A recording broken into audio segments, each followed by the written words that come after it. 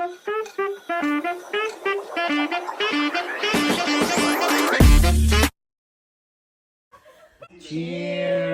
Thank you. Morning mga kalabs! Ako na naman. So ito na ang ating umpisa ng ating pag-vlog uli kasi maraming nagsasabi saan na daw ako, puro na lang daw ako shorts. So mag long term din tayo minsan. So ayan mga kalabs, good morning tayo ngayon. So continue ito sa kahapon na ating vlog.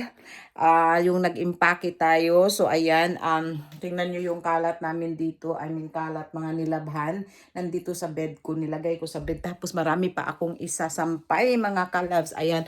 So, nandoon na nga pala si sandali at ay maano tayo, madilim tayo dahil ano.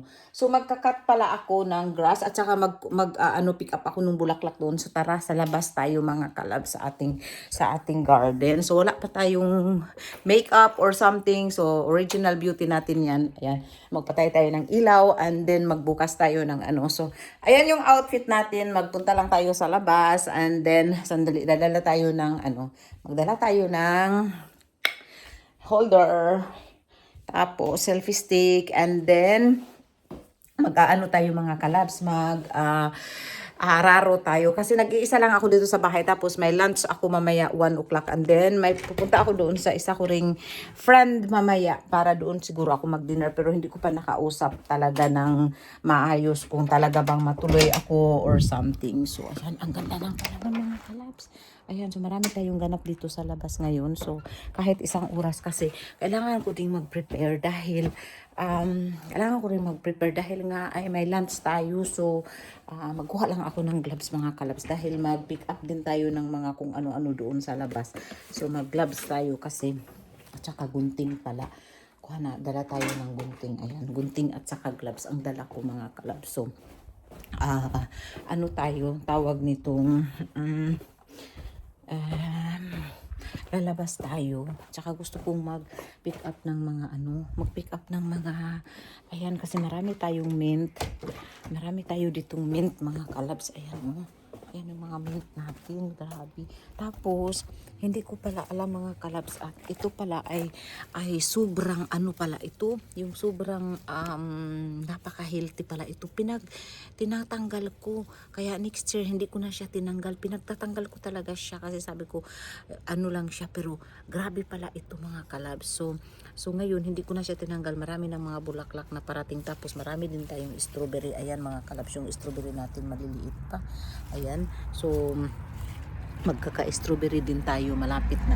So ayan mga kalabs, ayan yung mga mint natin, ang dami. So pick-upin ko yan siya lahat, mga kalabs.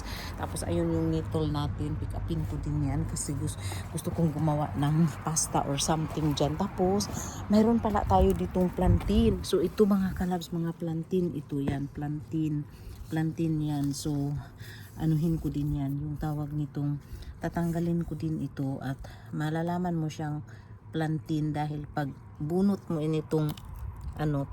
nitong leaves, ganyan siya. So plantain siya mga kalab. So hindi ko pa alam anong gagawin ko dito, pero ang dami ko palang plantain dito sa garden ko din. So ang dami nating mga plants na benepisyo dito sa garden lang natin. So anuhin ko yan, mamaya pipick upin ko yan. So ganyan siya, plantain.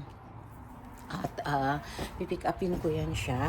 Tapos ngayon ang gagawin pala natin is kasi doon sa kabila namin hindi talaga namin yan naaararo. So mag sunglass yata ako mga kalabs kasi parang hindi maano yung mata ko. Hindi maano yung mata natin. Saan ba yung mga sunglass natin? Ano ko dito yung sunglass? Okay, ito na lang. Ito lang nakita ko. Alam mo naman tayo ay sa dami ng sunglass natin. So yung selfie stick pala natin. Ayan, so yun pala mga kalabs. Sandali, pala ako, kunin ko yung ating microphone. Kasi, ayan, madilim na naman tayo kasi kukuha ko ng microphone. So, ayan, sana ready na tayo ngayon. Dami nating nawawala. Ay, mamaya ituturo ko kayo doon sa aming ginawang garden, mga kalabs. Marami tayo doon na garden na ginagawa natin. So, ayan.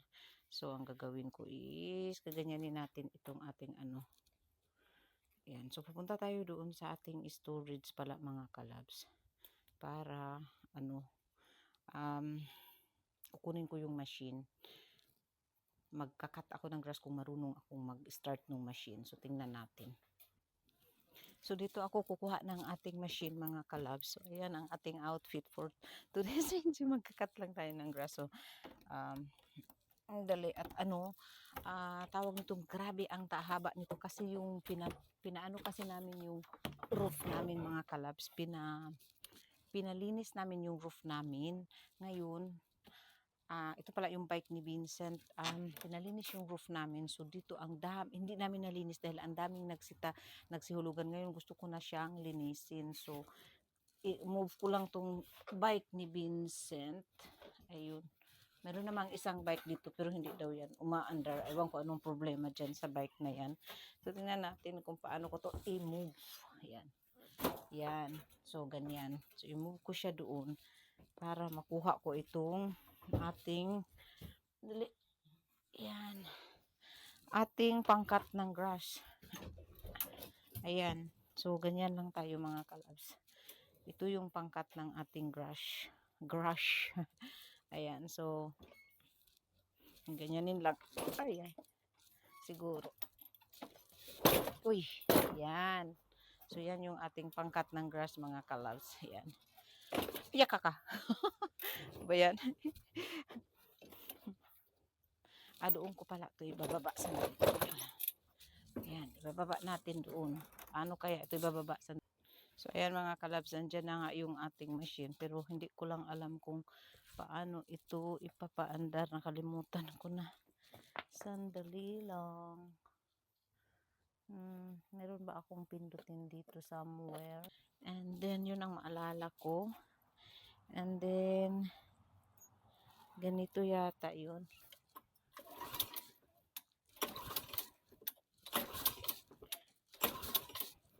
Hindi ko alam kung paano.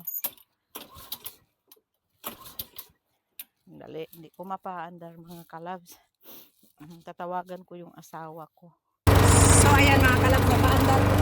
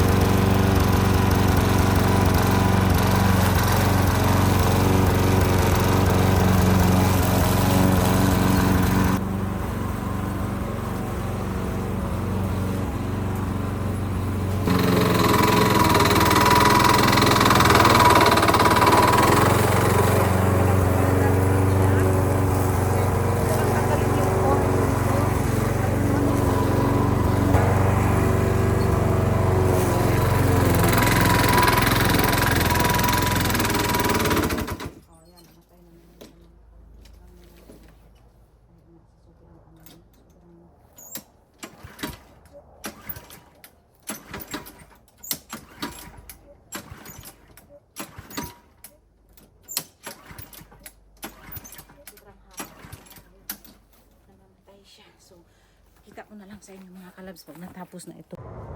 So, tsada mga kalabs. Ayan. Nakat ko din. O, hindi na siya forest. Ayan, nakat ko din mga kalabs. So, ngayon ang gagawin natin is ituturo ko kayo doon sa ating mga kalabs. Sa ating garden. So ayan, pupunta tayo sa ating garden mga kalabs. So hindi ko alam kung ikakat ko siguro din itong sa aming sa aming dito sa yung grass namin. Kasi ayan pero mga bulaklak din naman siya dito. Pero tingnan namin, kailangan ko din itong ikakat kasi super na siya tangkad. Tapos ang dami niyang dandelions. Hindi ko alam kung pipick upin ko muna yung dandelions bago ko siya tanggalin kasi sayang. Tapos may mga plantain dito, at saka ito yung fountain natin. Hindi ko pa nailagay kung saan. Ayan, so may fountain tayo mga kalabs. Yan yung ating fountains. Ay, sa anong nangyari dito sa tubig? Hindi na siya sumagot. Namatay siya. Ayan. Kasi tinabunan ko yung niya. So ipakita natin. Ayan yung ating fountain mga kalabs. O diba? Napaka-calming siya.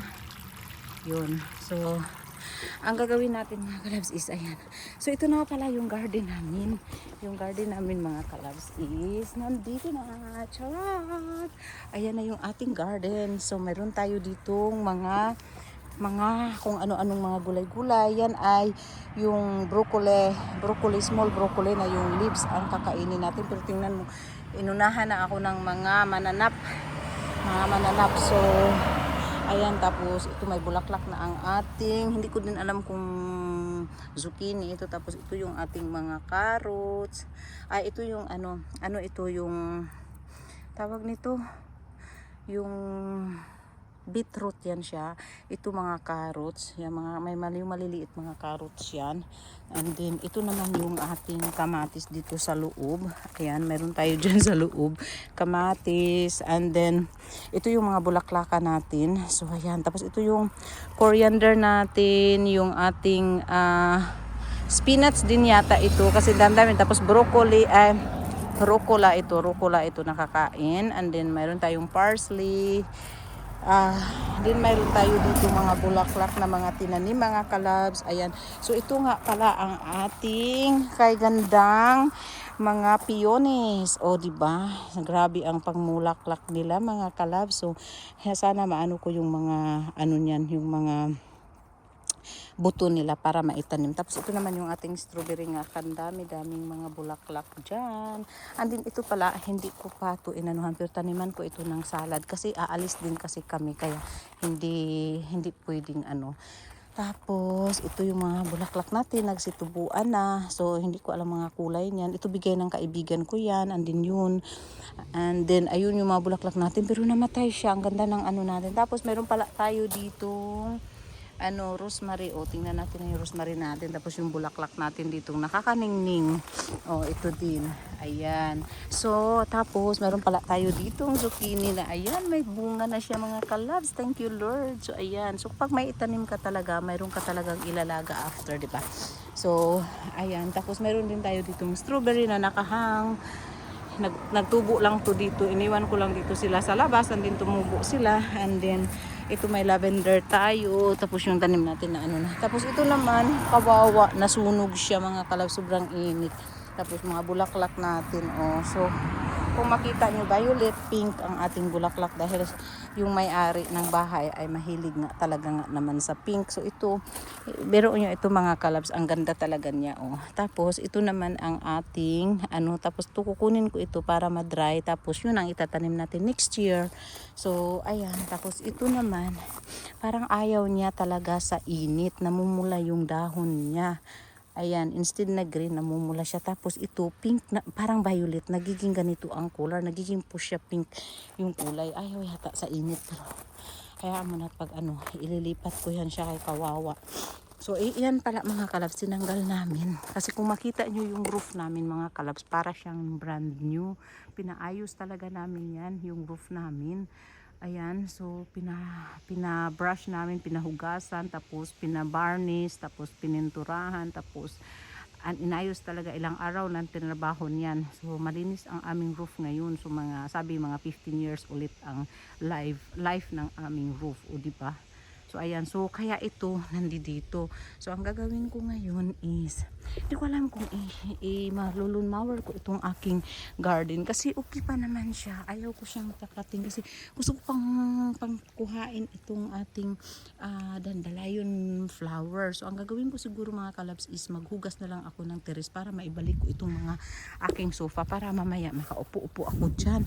Tapos tingnan mo kasi may mga dandelions pa mga kalabs. Gusto ko yung pick upin dahil napaka-healthy naman talaga niyan. So nagsitubo pa naman siya.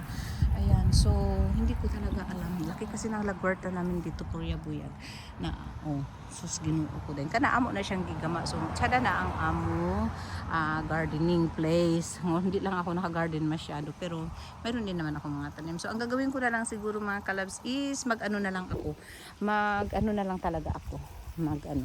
Tawag nitong maghugas ng aking terrace. Tapos dito naman mga kalabs, mayroon tayong tumubong dyan. Tapos ito yung bulaklak natin. Yan, may bulaklak tayo dyan. So ayan mga kalabs ang ating Tapos dito nga pala mga kalabs, ang ilalagay ko dito sa mga artificial na lang kasi hindi siya pwedeng lagyan ng tunay dahil pag umalis kami hindi siya maulanan or something. So kailangan namin siyang tanggalin. So ayan mga kalabs ang ating ano, pero marami akong pipick upin ngayon. Halimbawa ito mga kalabs, itong dahon na ito ano ito sa ano yung menopausal ganun, pag mamenopausal kasakit yung tiyan mo or something, ito yung ano ng ano natin mga kalabs. So, gusto ko talaga siyang ano yung ano, pero sabi ko pag ano ko yung pag nag ano kasi ako mga kalabs, hindi ko na makukuha itong mga ganito, tapos aalis kasi ako, kaya mamaya after ano ko, dami kasi nito, so pipick upin ko talaga siya, tapos ida-dry ko siya mga kalabs, kasi ito talaga yung ano niya, yung pinaka maano sa ano, pwede itong kainin as a salad, pero ngayon ang gagawin ko is ida-dry ko para gawin ko siya ng tea. Yun ang gagawin ko nito. So magpipick up tayo mga kalabs. Tingnan ko kung may time ako dahil maliligo pa ako, tapos magla-lunch ako sa kaibigan. Ayun mga kalabs. So yun ang ma-share ko sa inyo. Marami tayo dito, tapos may plantain din tayo dito. Oh, nakatago lang. Alam niyo mga kalabs, nakatago lang yung mga plantain dito. Tingnan niyo. Yan. So ito yun, plantain yan siya. Ayan. So ang gagawin ko dito is ano, tawag nitong anuhin ko ito, yung kukunin ko sila, ayan, plantain mga kalabs. So kukunin ko ito and then ida-dry ko, mahimong tea sila. Yan mga kalabs. So thank you for watching ang inyong kalabs dito sa Finland. Maraming salamat. Pilipina na dito sa Finland na matagal na antik na. Bye. Thank you. Shout out sa lahat.